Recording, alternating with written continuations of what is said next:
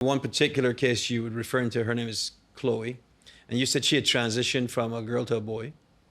Correct. Right? She had her breast removed, she had puberty blockers, and now she's come to this point in her life. How old is she now? She's 18. So she's 18, and now she realized that she's made a mistake. Right. So now that she's realized that she's made a mistake, what damages have been done, and how many of those damages are irreversible, if any? So according to her, obviously, it's as we talked about earlier, it's depending on where you get your research from or where you want to look to the issue, you're going to get a different answer.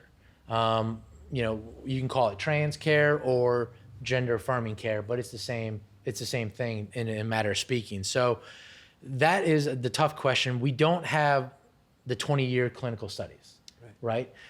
In the lawsuit, what she's alleging is that obviously by taking the testosterone, she has now developed male sex characteristics. Mm-hmm. She's had genitalia dysphoria. She may have long-term effects of her fertility. She doesn't know. She knows now that she has and lacks the ability to have that emotional bond with kids if she so desires to have in the future, because she can no longer breastfeed, right? So that in her lawsuit and in the allegations presented there, that is one of the major things that really hit home to her, is that when she had the surgery, she thought, this is the best thing for me. And then after the surgery, she realized, if I want to have kids, I no longer, as a mother, have that ability to nurture my child. Mm-hmm. And what have I now missed out on because I went through this treatment?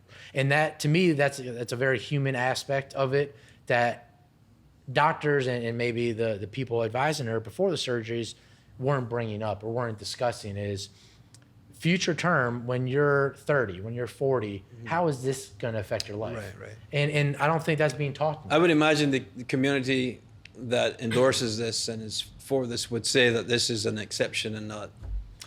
Correct. Not a rule, yeah.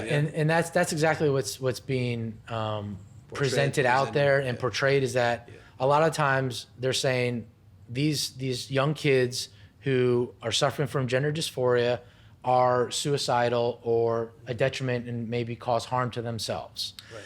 But we've seen some studies that have been presented overseas where the gender dysphoria diagnosis, that as they get older, the kids grow out of that, and that maybe the long-term effects of this treatment, the permanent treatment that's being given through the surgical intervention, isn't the right way to do it. We see many other countries of late who were behind gender affirming care have now pulled back and retracted that stance.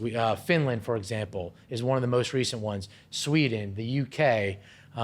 These are quote unquote progressive countries that were in favor of this treatment, who are now saying, you know what, the studies and the data isn't supporting the permanent effects of this care, and that they should wait till they're an adult or of the age to go forward with the care.